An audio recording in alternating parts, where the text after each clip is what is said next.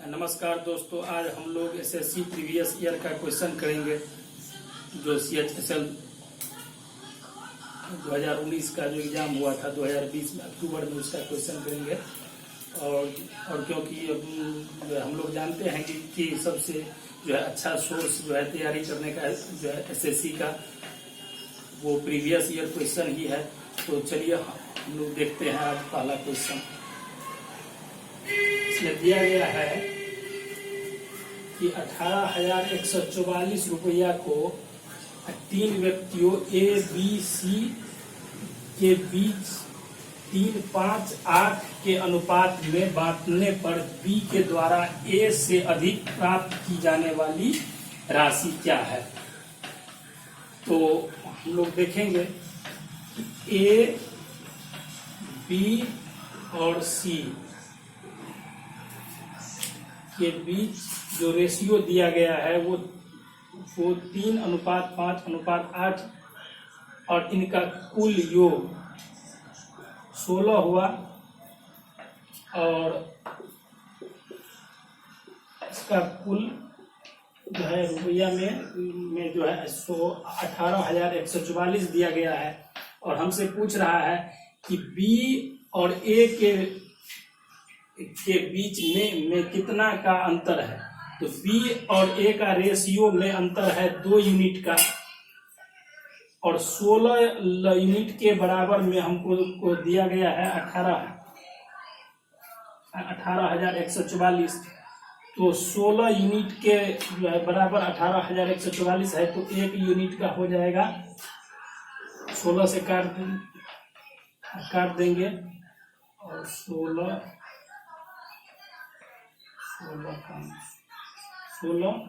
और ये हो गया आपको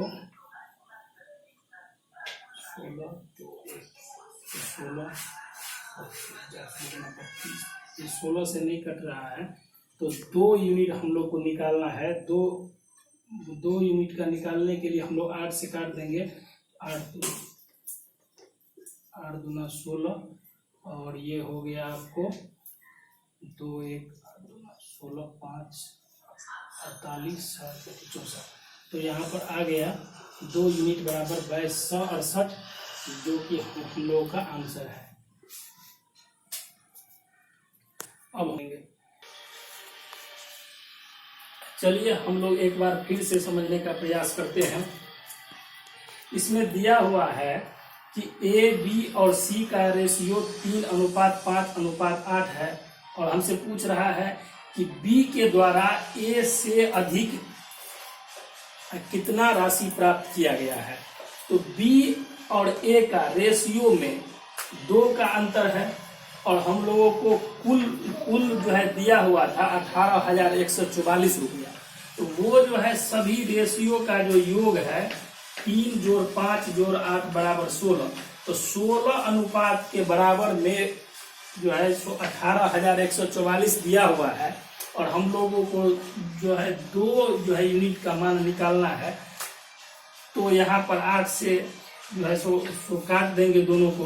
तो 2 जो है अनुपात के बराबर में 6268 रुपया आ गया, जो कि बी और ए के बीच का अंतर है। अब हम लोग दूसरा सवाल देखें। चलिए हम लोग दूसरा सवाल देखते हैं। सवाल में दिया गया है कि यदि कुछ वस्तु को 9 रुपया प्रति वस्तु की बजाय 12 रुपया प्रति वस्तु में बेचा जाता है, तो उनके विक्रय मूल्य के बीच का अंतर 150 रुपया है। और यदि इन वस्तुओं का क्रय मूल्य 250 रुपया हो तो 21 वस्तुओं का विक्रय मूल्य ज्ञात कीजिए। ये यदि प्राप्त किया गया लाभ 20% है। और ऑप्शन दिया गया है 125, 136, 130 और 126। तो इसमें हम सबसे पहले देखेंगे कि 9 रुपया प्रति वस्तु की बजाय यदि 12 रुपया प्रति वस्तु बेचा जाता है तो 150 का अंतर होता है विक्रय मूल्य के बीच में। विक्रय मूल्य के बीच में यदि 150 का अंतर होगा तो यहाँ पर हम देख रहे हैं कि वस्तु का जो है मूल्य में अंतर है 3 रुपया। तो 3 रुपया का अंतर होता है एक वस्तु पर, तो वस्तु की संख्या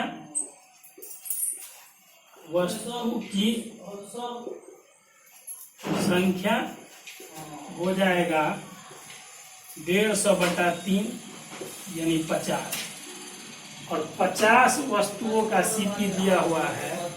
50 वस्तु का सीपी बराबर 250 रुपया, तो एक वस्तु का सीपी हो जाएगा 5 रुपया। अब कह रहा है कि 21 वस्तुओं का विक्रय मूल्य क्या होगा जब लाभ 20% हो। तो 21 वस्तु का सीपी हो जाएगा 21 गुना 5 यानी 105, और 20% का लाभ लिया, 20% का लाभ लिया तो हो जाएगा विक्रय मूल्य हो जाएगा 105, और 20% का मतलब हुआ 120/100, 20 छक्का 120, 20 पंचे 100 और 21 यानी 126 रुपया। ये हो गया हमारा आंसर। चलिए एक बार फिर से समझते हैं क्वेश्चन को कि 9 रुपया प्रति वस्तु के बजाय यदि किसी वस्तु को 12 रुपया प्रति वस्तु बेचा जाता है, तो इसका मतलब हुआ कि एक वस्तु में 3 रुपया का डिफरेंस है, और यहाँ पे कह रहा है कि विक्रय मूल्य के बीच में 150 रुपया का डिफरेंस है। तो वस्तु का संख्या 150 में 3 से भाग देंगे तो वस्तु का संख्या आ जाएगा 50, और 50 वस्तु का क्रय मूल्य दिया हुआ है 250, तो एक वस्तु का जो है क्रय मूल्य हो गया 5 रुपया, तो 21 वस्तु का सीपी हो जाएगा 105 रुपया। और अब कह रहा है यहाँ पे कि 21 वस्तुओं के विक्रय मूल्य पर 20% का लाभ लेना है। तो 20% का लाभ का मतलब हुआ 120%, यानी 105 गुना 120/100 यानी 126 रुपया हमारा आंसर आ जाएगा। अब हम लोग तीसरा सवाल देखेंगे। चलिए अब हम लोग तीसरा सवाल देखते हैं, कि काफी अच्छा सवाल है। दिया हुआ है कि एक आदमी कुछ राशि का ऋण साधारण ब्याज की कुछ दर पर लेता है। 3 वर्ष के बाद ऋण की राशि दोगुनी हो जाती है और ब्याज की दर 2% से घट जाती है। अगले 5 वर्ष के बाद यदि संपूर्ण राशि पर दिया गया ब्याज 13,600 रुपया है, जो उसी राशि के बराबर है जो शुरू में 11/1/3 वर्ष के लिए ली गई, तो शुरुआत में लिया गया ऋण क्या है।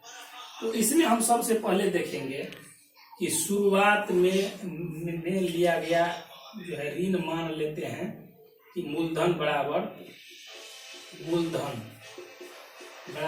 P और दर बराबर R है। तो शुरुआत में जो लिया गया था वो है P गुना R गुना 3/100, जोड़ दिया हुआ है। 3 वर्ष के बाद क्या हो गया कि मूलधन दोगुना हो गया तो 2P, और दर आधा हो गया है। दर जो है सो 2% घट गया है तो 2 घटा दिए, और समय 5 वर्ष बटा में 100 बराबर में हो गया 13,600।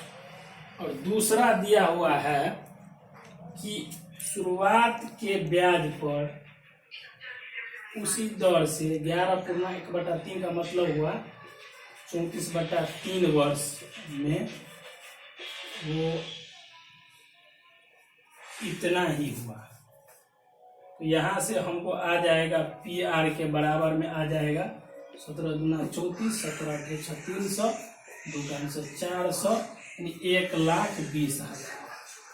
यहाँ पर PR का मान आ गया 1,20,000, और यहाँ पर पुट कर देंगे इसको हम 1,20,000 गुना 3/100 जोड़। अब यहाँ से आ जाएगा आपको 5 दूना 10, ये कट गया और ये आ गया PR माइनस 2P बटा 10 और ये हो गया 13,600। और यहाँ पर हो गया आपको, यहाँ भी PR का मान है 1,20,000 और ये हो गया आपको कट के 3600। अब यहाँ बच गया है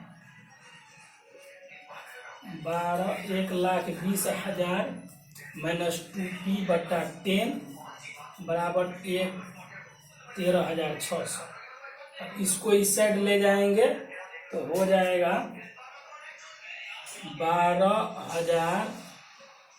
1,20,000 माइनस 2P बटा 10 बराबर में हो जाएगा 10,000। अब यहाँ पे हो गया, यहाँ हो गया आपको 10,000 और यहाँ से आ जाएगा आपको 2P के बराबर में आ जाएगा 1,20,000 माइनस 1,00,000 तो 2P बराबर आ गया 20,000 तो P बराबर आ गया 10,000 हमारा आंसर। चलिए एक बार फिर से हम लोग समझते हैं कि क्या क्या कह रहा है क्वेश्चन। एक आदमी कुछ राशि का ऋण साधारण ब्याज की कुछ दर पर लेता है। तो देखिए यहाँ पे 3 वर्ष तक इसका मूलधन P है और दर R है। तो P गुना R गुना 3/100 हो गया और 3 वर्ष के बाद मूलधन दोगुना हो जाता है तो 2P हो गया और दर हो जाता है R-2 और यह 5 साल तक रहता है और 5 साल तक बटा में 100। और इसको इक्वेशन किए यहाँ पर और यहाँ पर दिया गया है कि P जो है सो इतना वर्ष में भी उतना ही ब्याज होता है। तो P गुना R गुना 34/3 हो गया, ये समय हो गया और ये 100 और PR का मान यहाँ से निकल गया 1,20,000 और यहाँ पे आके रख दिए 1,20,000 और यहाँ से कट के आ गया 3600 और यहाँ पर PR का मान रख दिए 1,20,000 माइनस 2P और ये रहा और जो है 1,20,000 माइनस 2P ना 10 और बराबर में आ गया 10,000 और यहाँ से इसको मल्टीप्लाई कर दिए तो आ गया 1,20,000 माइनस 2P बराबर 1,00,000 हो गया यहाँ पे। ये हो गया आपका आंसर, आ गया 10,000। ऑप्शन ये वाला सही है। चलिए अब हम लोग चौथा सवाल देखेंगे। चलिए हम लोग 5वां सवाल देखते हैं। इसमें दिया हुआ है कि A 10/62 और सेक 28 और कॉट 38 बट्टा में कोसेक 62 10/11 बराबर 1 दिया हुआ है। तो A का मान पूछ रहा है कि क्या होगा, हम लोग देखेंगे। सबसे पहले यहाँ पे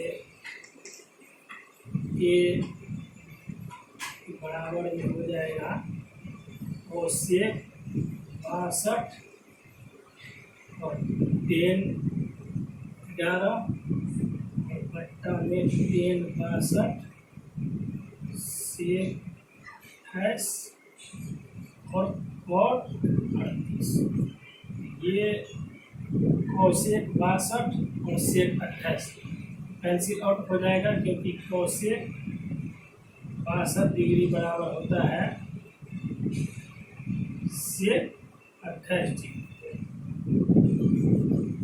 ये कट जाएगा, इस दोनों का योग 90 डिग्री है, इससे भी कट जाएगा। ये 10-11 डिग्री तो हम लोग लिख सकते हैं कॉट 79 डिग्री और ये हो गया 10-62 को हम लिख सकते हैं 10-62 को हम लिख सकते हैं कॉट 28 डिग्री और कॉट 38। इसको बदलेंगे ऊपर ले जाएंगे तो ये हो जाएगा 10-28 डिग्री और ये हो जाएगा 10-38 डिग्री और ये हो जाएगा 10-79 डिग्री। फिर से एक बार समझते हैं हम लोग।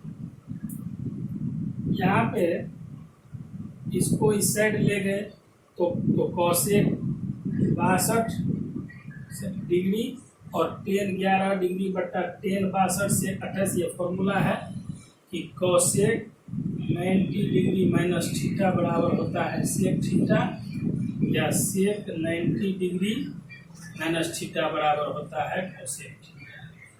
या डायरेक्ट याद भी रख सकते हैं कि 62 और 28 ये दोनों जो है जोड़ने के बाद 90 होता है, तो ये सीधे सीधे कट जाता है, कौसेक 62 बराबर सेक 28। और यहाँ पे आ गया आपको कॉट 79 डिग्री, यहाँ पे 10 कॉट में रिलेशन रहता है, और यहाँ 10 62 है तो कॉट 28 हो गया, तो कॉट 38 को ऊपर जाएगा तो 10 38 हो जाएगा, और ये नीचे आएगा तो 10 79 डिग्री हो गया, और कॉट 28 ऊपर जाएगा तो 10 28 डिग्री हो जाएगा। इसका हम लोग का आंसर भी हो जाएगा।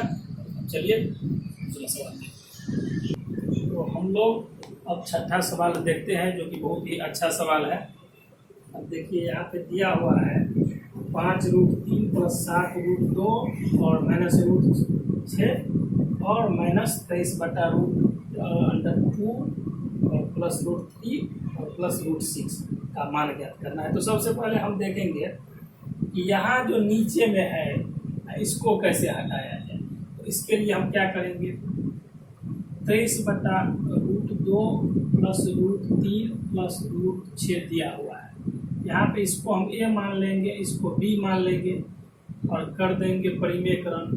तो √2 + √3 और यहाँ -√6 और यहाँ भी √2 + √3 और गुना -√6। इससे आ जाएगा हमको कितना, ऊपर में आ जाएगा कितना, √2 + √3 -√6 और नीचे में आ जाएगा √2 + √3 होल स्क्वायर -√6 का होल स्क्वायर। इसके बाद यहाँ पे हो जाएगा ये ऊपर में यही रहेगा,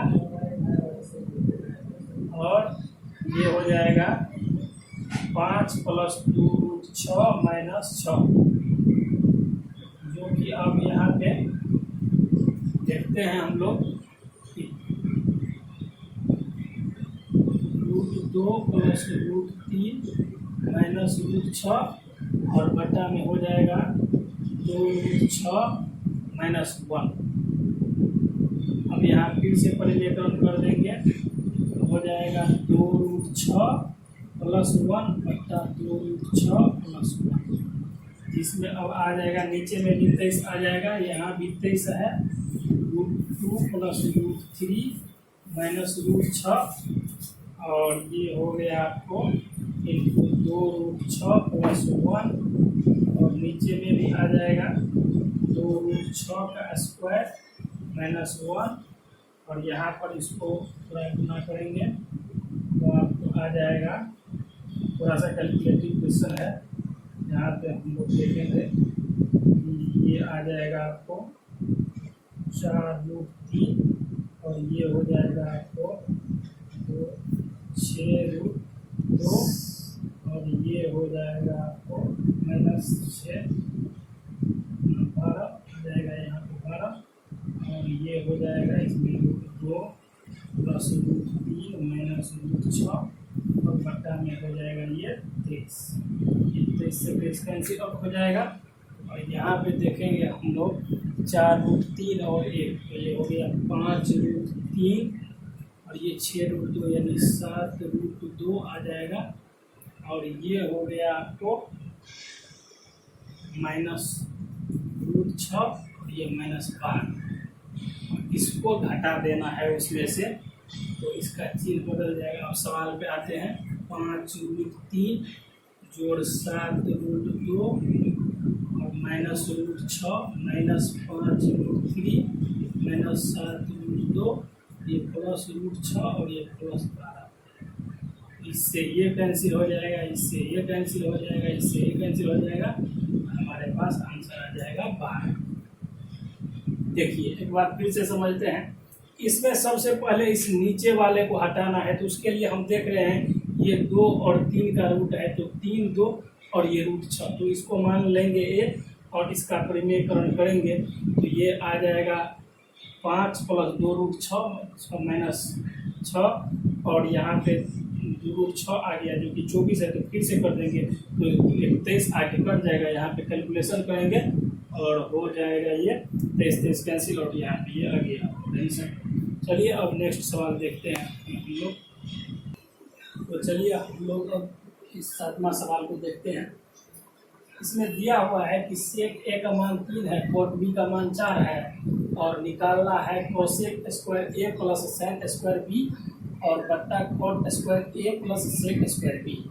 कोसेक स्क्वायर ए, तो सबसे पहले सेक ए दिया हुआ है यहाँ पे, यहाँ से हम निकालेंगे। सेक का फॉर्मूला होता है h/b, मतलब हुआ कि h बराबर 3 और b बराबर 1, तो p का मान आ जाएगा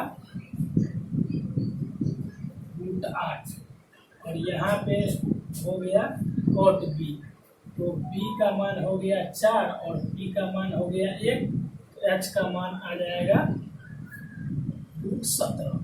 तो यहाँ से सबका मान निकाल के यहाँ पे रख देंगे तो कोसेक ए का मान हो जाएगा, कोसेक स्क्वायर ए का मान हो जाएगा 9/8 और यहाँ पे साइन स्क्वायर बी का मान हो जाएगा 1/17 और कॉट स्क्वायर ए का मान हो जाएगा 1/8 और सेक स्क्वायर बी का मान हो जाएगा 17/4।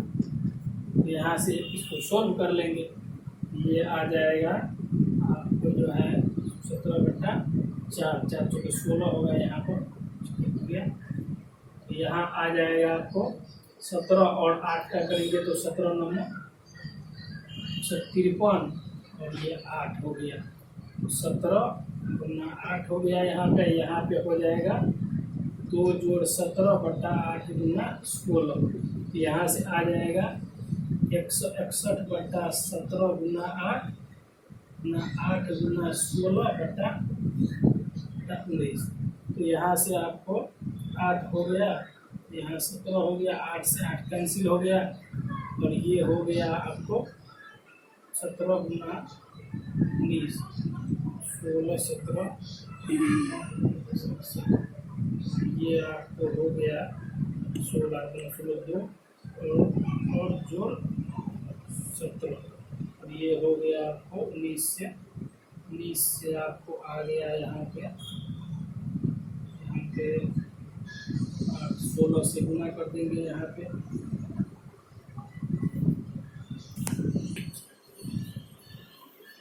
पे ये मिस्टेक हो गया था, यहाँ पे 16 होगा, ये नहीं होगा और यहाँ से आपको ये जो है ये भी नहीं होगा, तो 8 × 16 हो गया, ये आ गया आपको 322 और बट्टा में आ गया ये 123 हो गया ऑप्शन बी हो गया आंसर। चलिए एक बार फिर से समझने का प्रयास करते हैं। सेक ए, यहाँ पे ए वाला से आप सबका निकाल लिए, तीनों का हाइपोटेनस, बेस और परपेंडिकुलर, यहाँ से बी से भी निकाल लिए सबका और इसमें मान रख दिए और फिर से कुछ नहीं था सवाल में। चलिए दूसरा सवाल देखते हैं। चलिए हम लोग अब 8वां सवाल देखते हैं।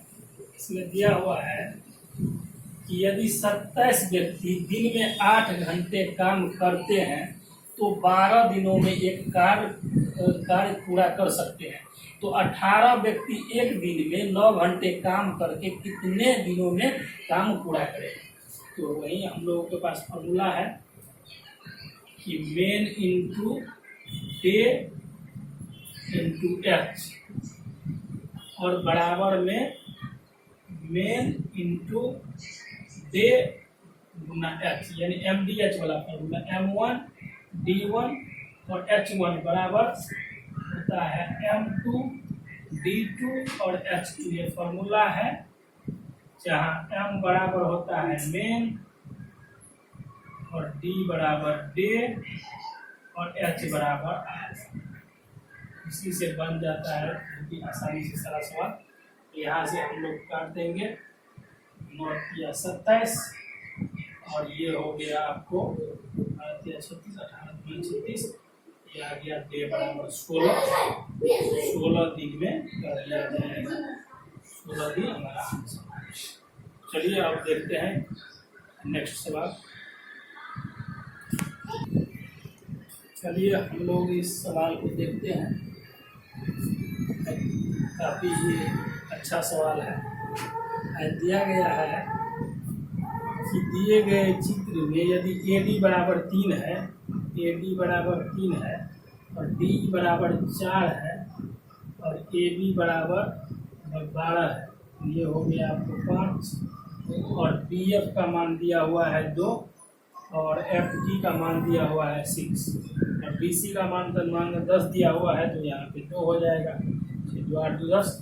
और इसमें हम लोगों को दिया हुआ है FGDC यानी कि इसका इस चतुर्भुज का क्षेत्रफल और ABC का क्षेत्रफल का रेशियो निकालना है। तो यहाँ से हम देखते हैं कि यहाँ से लेकर BDG का त्रिभुज का क्षेत्रफल को निकाल के और BEF का यदि घटा देते हैं, BDG ध्यान से देखिए, BDG त्रिभुज का क्षेत्रफल निकाल के BEF का यदि क्षेत्रफल को घटा देते हैं तो हम लोग को DEFG चतुर्भुज का क्षेत्रफल जो है निकल जाएगा। तो देखिए यहाँ पे ये इसको मान लिए थीटा, तो ये हो गया आपको फॉर्मूला है ये half into 5 into 2 sine theta, ये हो गया BEF का क्षेत्रफल, BEF का क्षेत्रफल, एरिया ऑफ ट्रायंगल BEF और ट्रायंगल BDG का एरिया हो जाएगा हाफ गुना 9 गुना 8, यहाँ पे है 5 4 9 और 2 6 8 हो गया और गुना साइन थीटा। यहाँ पे आ गया आपको 36 साइन थीटा और यहाँ आ गया 5 साइन थीटा। तो यहाँ पे फिर EFG D चतुर्भुज का FGDE नहीं हुआ, इस चतुर्भुज का क्षेत्रफल हो जाएगा आपको 36 sine theta minus 5 sine theta यानी 31 साइन थीटा। और इसका ABC का क्षेत्रफल निकालेंगे, ABC का वही formula, area of triangle ABC बराबर हो जाएगा हाफ गुना, ये हो गया आपको को AB यानी 5 4 9 3 12 और गुना 6 2 8 2 10, तो और बराबर में साइन थीटा यानी कितना हो गया 60 साइन थीटा। रेशियो हो गया कितना,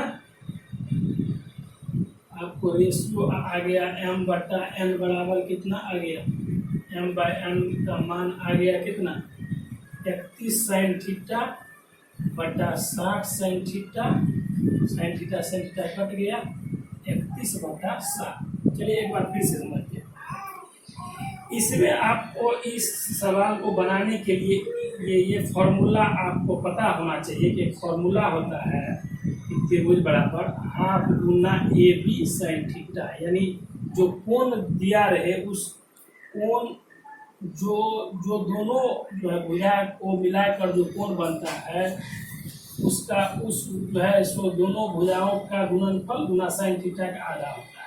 तो यही फॉर्मूला यहाँ पे इस्तेमाल हुआ है। ये थीटा कोण दोनों त्रिभुज में कॉमन था, तो जो है यहाँ पे ले लिया हाफ गुना 5 गुना 2, तो ये आ गया BEF का क्षेत्रफल और BDG का क्षेत्रफल निकालने के लिए 5 4 9 हो गया और 6 2 8 हो गया, तो हाफ गुना 9 गुना 8 गुना साइन थीटा यहाँ पे कट गया, ये यहाँ आ गया 36 साइन थीटा और ये 5 साइन थीटा को घटा दिए, तो ये आपको आ गया m का जो है क्षेत्रफल, ये कर दिए तो रेशियो आ गया, ये हो गया आंसर हमारा, D ऑप्शन आंसर हो गया।